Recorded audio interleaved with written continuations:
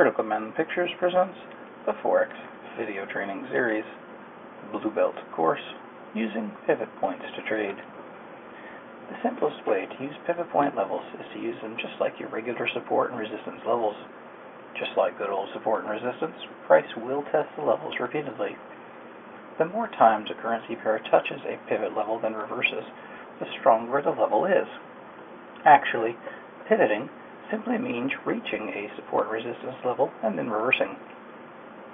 If you see that a pivot level is holding, this could give you some good trading opportunities. If the price is nearing the upper resistance level, you can see the pair place a stop just above resistance. If you see the price is nearing a support level, you would buy and put your stop just below the level. See? Just like your regular support and resistance. Nothing hard about that. Take a look at the example so you can visualize this. In the chart, you see the price is testing the S1 support level. If you think it'll hold, what you can do is buy at market and place a stop loss order past the next support level. If you are conservative, you can set a wide stop just below S2. If price reaches past S2, chances are it won't be coming back, as both S1 and S2 could become resistance levels. If you are a little more aggressive and confident the support at S1 will hold, you can set your stop just below S1.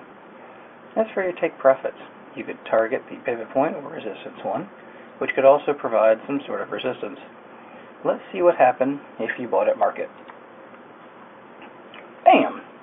Looks like S1 held as support and the price reversed upwards. What's more, if you targeted the pivot point as your take profit, you would have been one happy camper.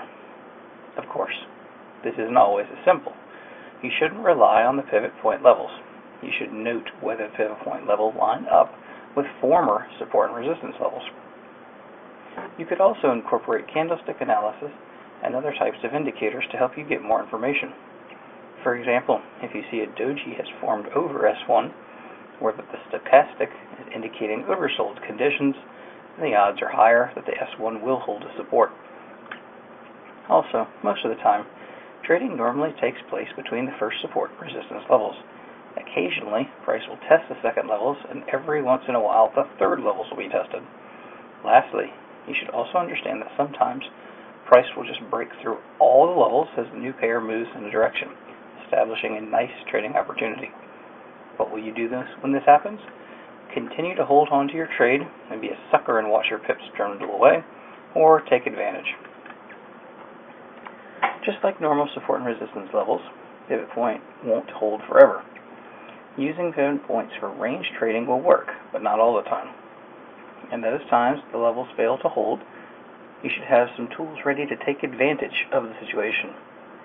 As we showed earlier, there are two main ways to trade breakouts, the aggressive or the safe way. Either method will work just fine. Just always remember, if you take the safe way, which means waiting for a retest of support and resistance, you may miss out on the initial move.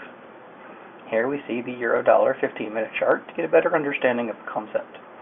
If you had taken the aggressive method, you would have caught the initial move and been celebrating like you just won the fucking Super Bowl. If you had taken the safe way, you would have been one sad trader.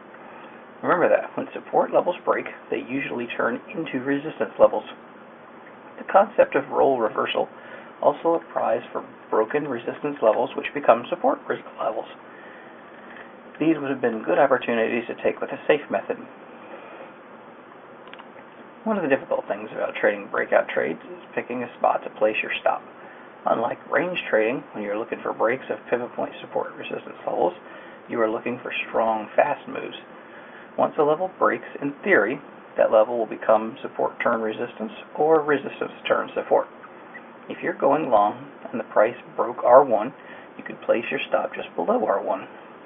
In this example, once you saw price break R1, you would have set your stop just below R1. If you believe the price continued to rise, you could keep your position and move your stop manually to see if the move would continue.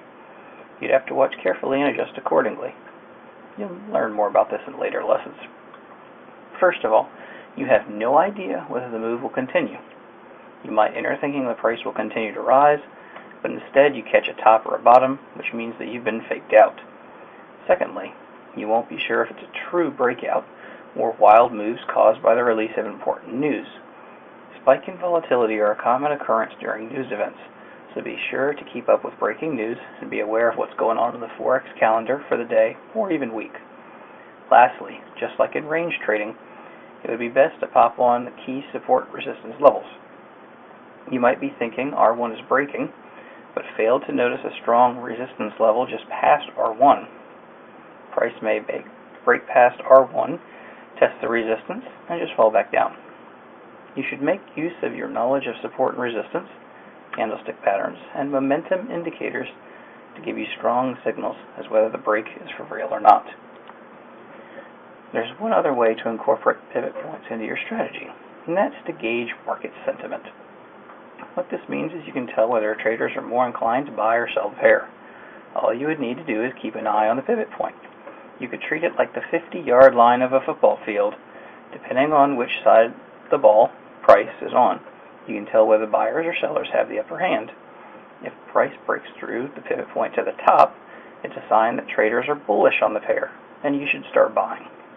Here's an example of what happened. Price stayed above the pivot point. In the example, we see the pair had gapped up and opened above the pivot point. Price rose higher and higher, breaking through the resistance levels. Now, if price breaks through the pivot point to the bottom, then you should sell the pair like it's a mortgage giant stock. The price being below the pivot point would signal bearish sentiment, and that sellers could have the upper hand for the trading session. In the chart, we can see the price tested the pivot point, which held as a resistance level. Next thing you know, the pair keeps going lower and lower. If you had taken the clue that the price remained below the pivot point and sold the pair, you would have made some nice pips. Of course, it doesn't always work like this. There are times when you think traders are bearish on a pair, only to see the pair reverse and break through the top. The lesson here, traders are fickle. How traders feel about a currency can shift dramatically from day to day, even session to session. This is why you cannot simply buy when the price is above the pivot point or sell when it is below it. Instead, if you choose to use pivot point analysis in this way, you should combine it with other indicators to help you determine overall market sentiment.